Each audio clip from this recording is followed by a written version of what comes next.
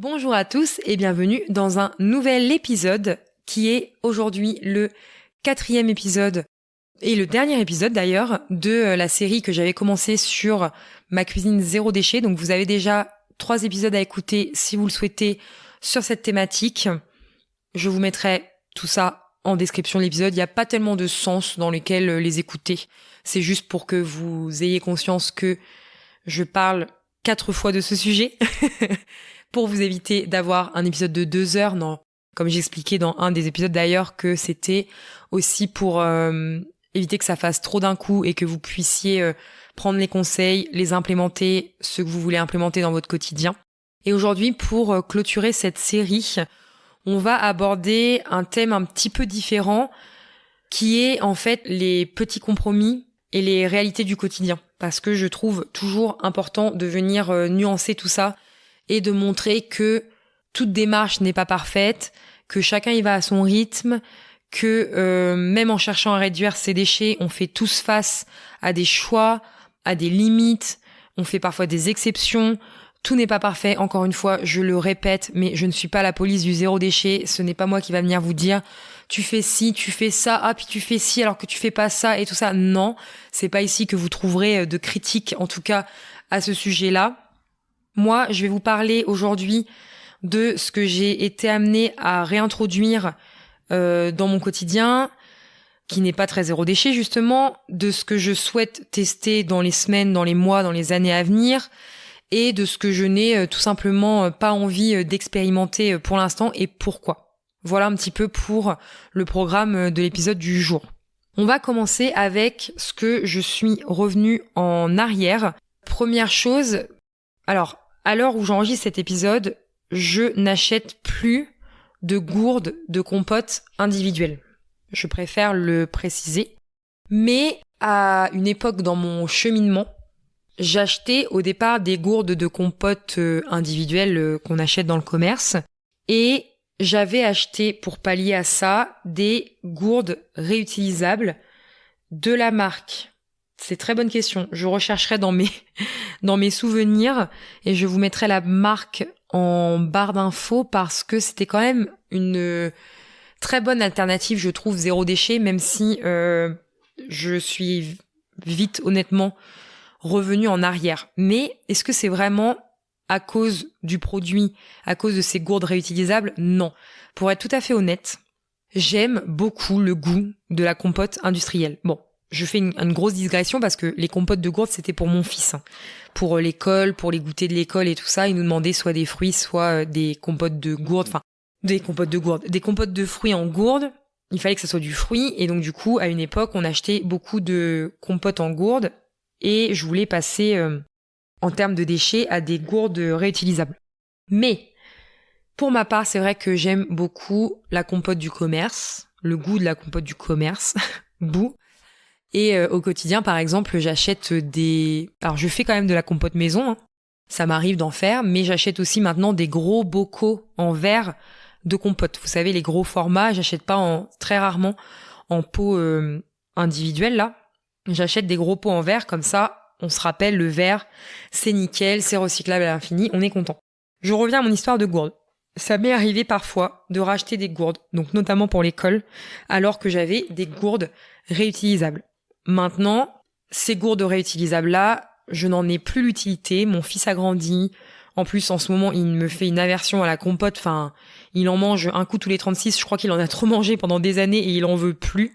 Et puis, la compote, voilà, comme je vous disais, qu'on consomme nous, c'est dans des gros bocaux. Donc, on n'a plus l'utilité d'avoir ces gourdes réutilisables. Mais sachez que c'est une solution qui existe et je vous remettrai des références en description si ça peut vous intéresser.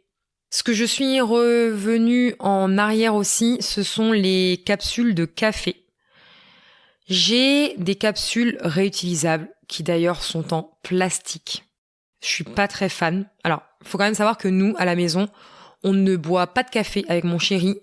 On n'est pas du tout des amateurs de café. Mon chéri, lui, il boit du cappuccino, donc de temps en temps, il s'achète des petites capsules de cappuccino pour utiliser dans notre machine à café que l'on a uniquement pour quand on a du monde à la maison. On a une petite machine à café de chez je sais plus qui d'ailleurs, on s'en fout, peu importe.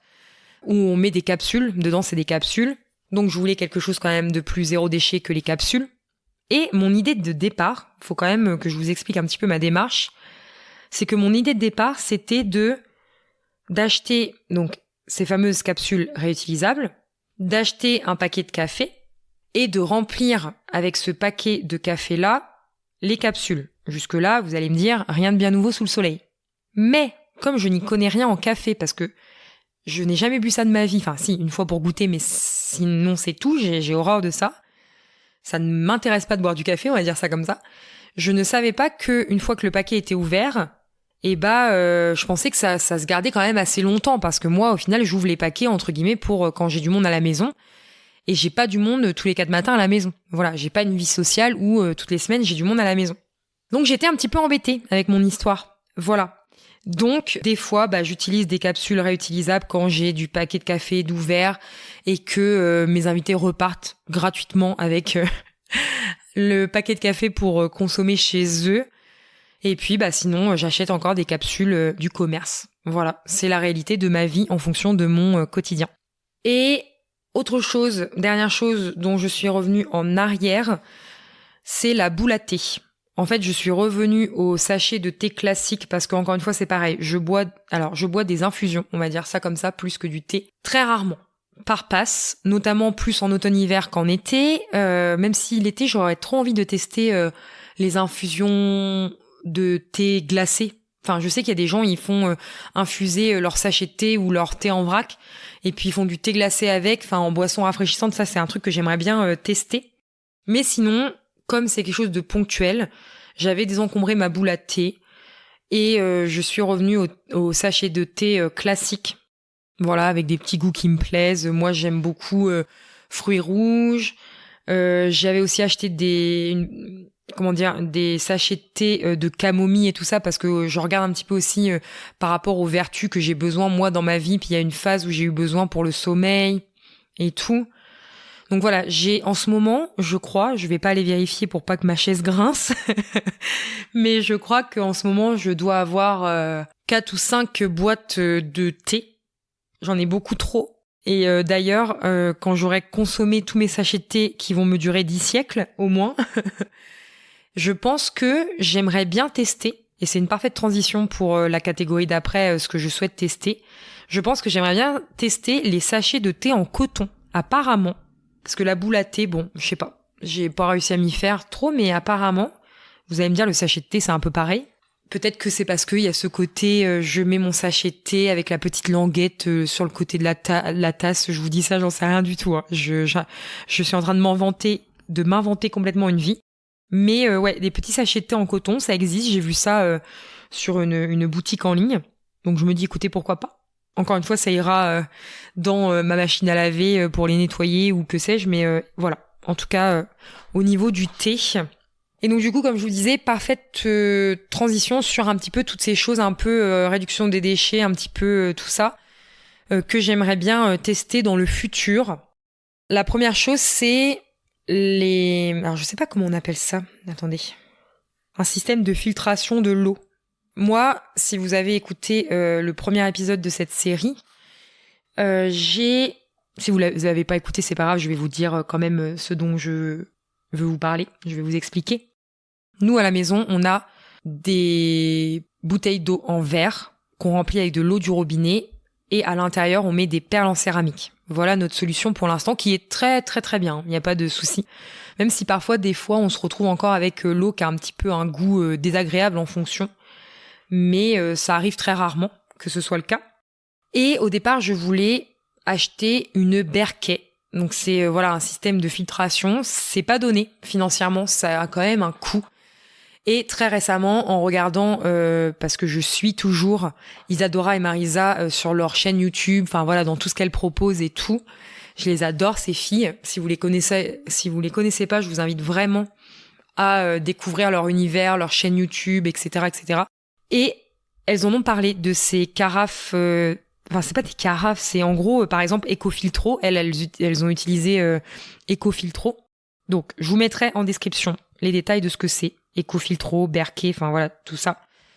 Mais en gros, ça se présente comme une petite fontaine, enfin un petit pot qui fait fontaine parce qu'il y a un petit robinet pour se servir de l'eau, où vous mettez votre eau du robinet, ça filtre tout bien, tout ce qu'il faut, ça laisse les bonnes choses, ça absorbe les choses toutes dégueulasses et ça vous sort votre eau filtrée que après vous pouvez boire, etc., etc. Enfin voilà, c'est tout un système que je vais pas rentrer dans le détail, je vous laisse regarder ça par vos soins.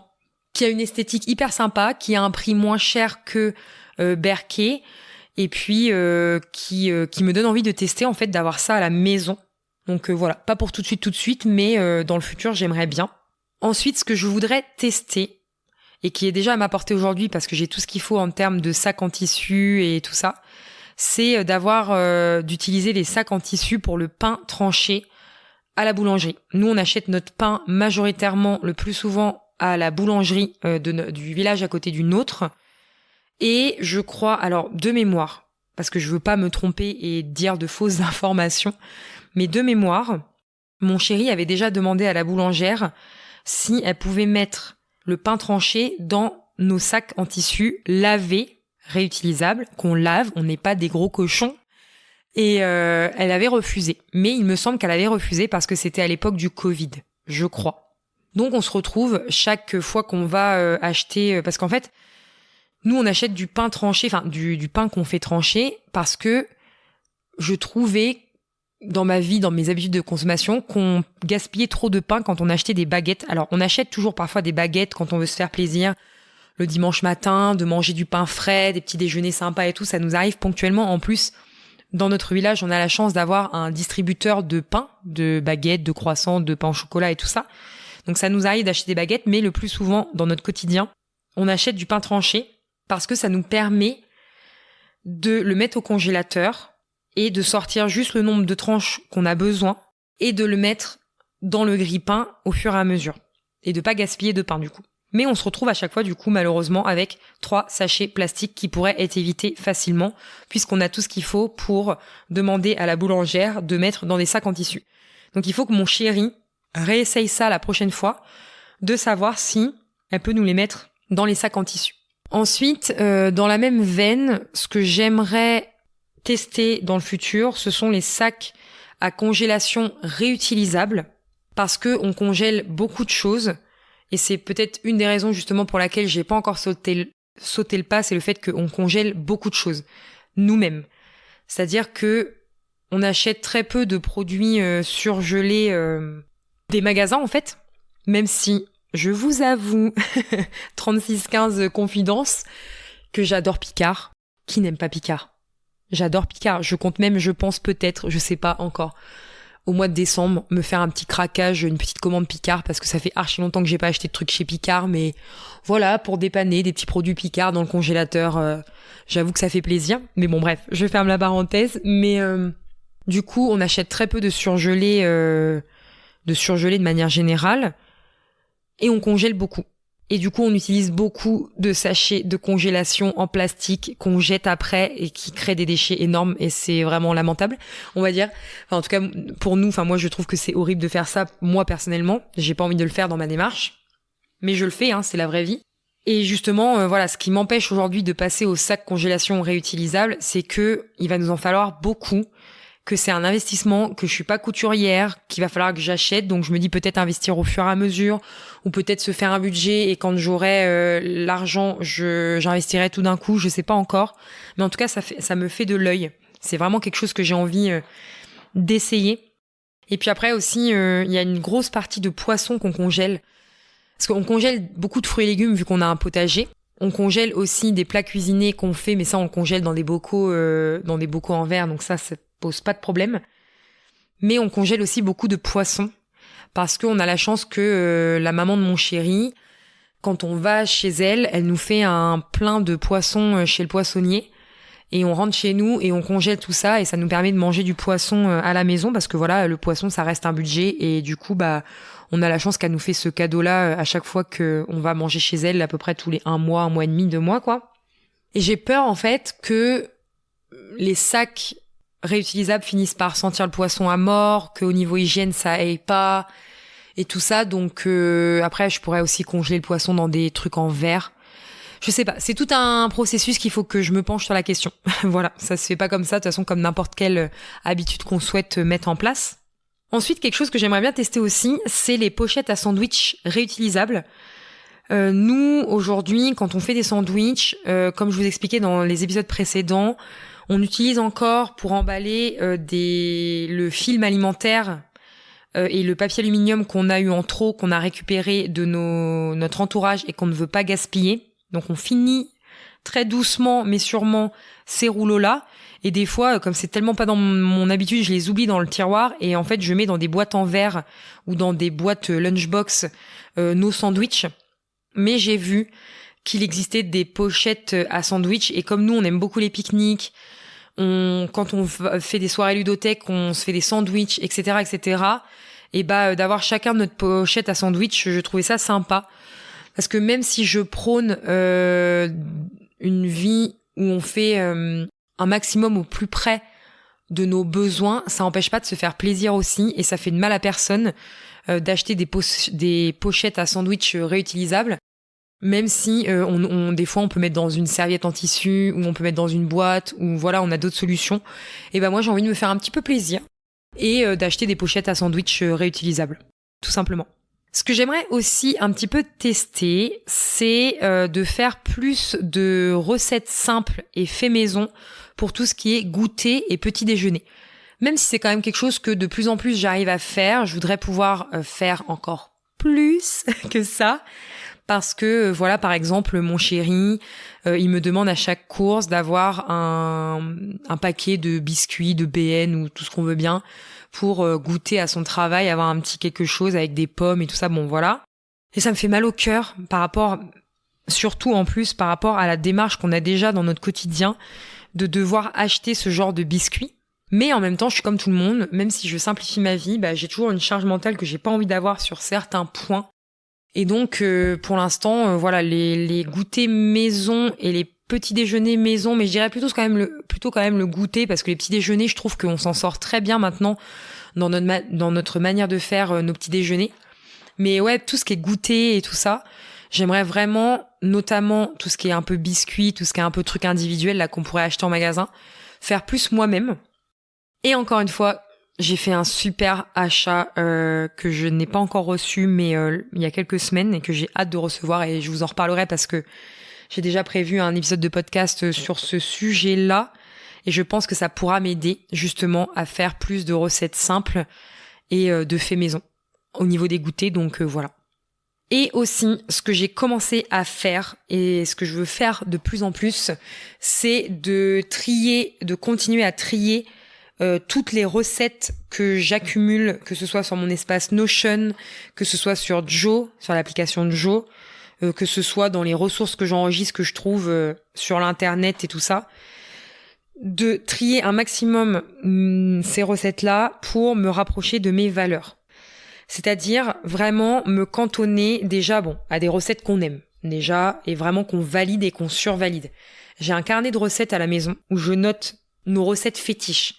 Il n'y en a pas des millions parce que pour qu'elles rentrent dans ce carnet de recettes, il faut qu'elles soient survalidées. Pas juste une fois, c'était plaisant, mais sans plus. Non, il faut qu'on ait envie de remanger ça. C'est les recettes waouh. C'est les recettes que vous savez que ces recettes-là, vous avez envie de les remanger parce qu'elles sont trop bonnes. Vous voyez ce que je veux dire ? Donc ça, c'est déjà la base. Mais quand je dis aussi pour se rapprocher de mes valeurs, c'est pour que ça soit des recettes qui produisent moins de déchets. Que ce soit des recettes simples. Pour mes valeurs de simplicité, de minimalisme et de charge mentale réduite. Que ce soit des recettes avec des ingrédients qui sont trouvables, facilement. Que ce soit pas des ingrédients farfelus ou des ingrédients qu'on va utiliser qu'une fois et après on les réutilisera jamais de la vie et ça va traîner dans les placards et on finira par jeter parce qu'on aura atteint la date de péremption. Mais d'ailleurs, parfois il m'arrive de voir une recette qui m'attire et que dans cette recette, il y a un ingrédient que j'ai pas envie d'acheter spécialement parce que je sais que je le réutiliserai pas. Et quand c'est comme ça, en fait, tout simplement, je n'achète pas cet ingrédient. Généralement, c'est pas des ingrédients qui sont indispensables à la recette, à la saveur de la recette et qui vont changer quelque chose.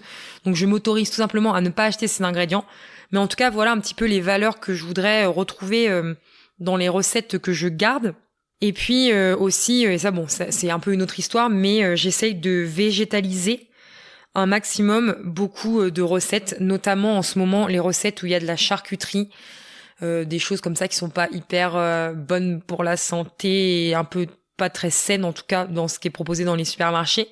Même si j'adore la charcuterie, le saucisson, le pâté, tout ça, je dis pas que j'en mange jamais. Hein. Je suis pas végétarienne, moi je suis comment on dit si on met une étiquette, même si j'aime pas les étiquettes. D'ailleurs, ça fera l'objet d'un épisode de podcast, les étiquettes qu'on se colle, mais je suis flexitarienne. À tendance quand même plus végétarienne que omnivore, on va dire. Mais il y a des recettes pour toutes les valeurs que je vous ai évoquées que je cherche aussi à végétaliser, c'est-à-dire que je veux garder la recette de base et si par exemple il y a une tranche de charcuterie, par quoi je peux la remplacer. Donc j'essaye de réfléchir à tout ça, mais ça c'est bien une autre histoire et un autre sujet.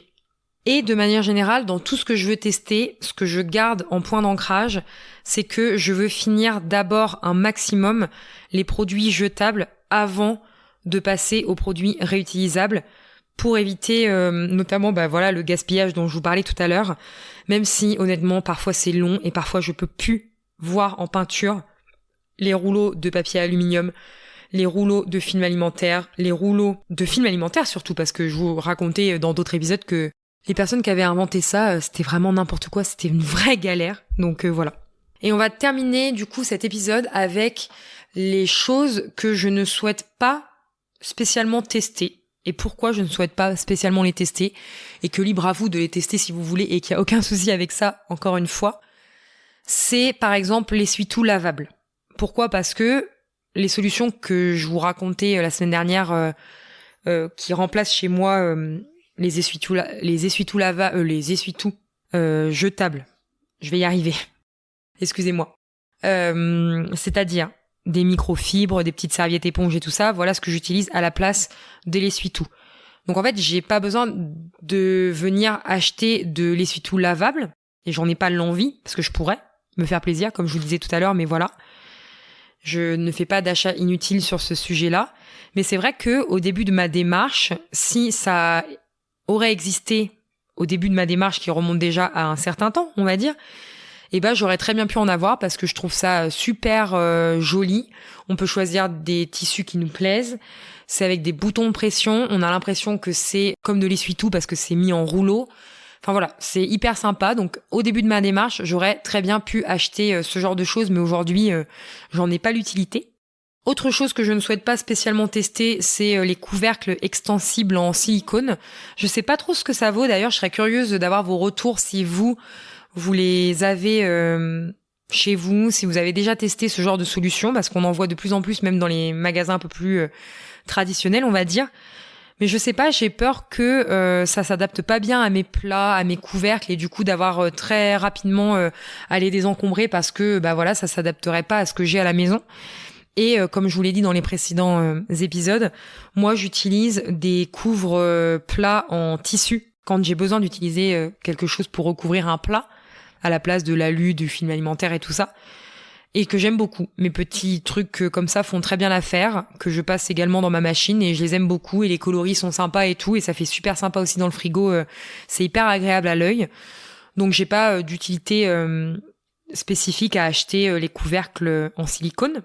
C'est tout comme les bivraps. Les bivraps, je sais pas si vous connaissez, mais c'est pareil pour recouvrir les plats. C'est fait à partir de cire d'abeille avec du tissu. Vous pouvez même les faire vous-même et ça aide en fait à épouser bien la forme du plat que vous voulez recouvrir.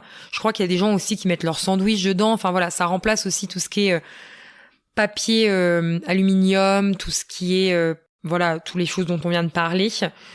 Voilà, moi c'est pas quelque chose qui m'attire, c'est pas quelque chose que je vois mettre dans mes habitudes, mais je suppose que ça doit marcher très bien. En tout cas, les personnes qui utilisent ça en sont satisfaites, donc voilà. Et j'ai vu aussi qu'il existait des filtres à café réutilisables, un peu comme le même principe que les sachets de thé dont je vous parlais tout à l'heure. Encore une fois, ma machine à café, c'est des capsules. J'ai pas de machine à filtre. Et en plus, je bois pas de café personnellement. Donc évidemment que ce n'est pas quelque chose que je voudrais tester spécialement.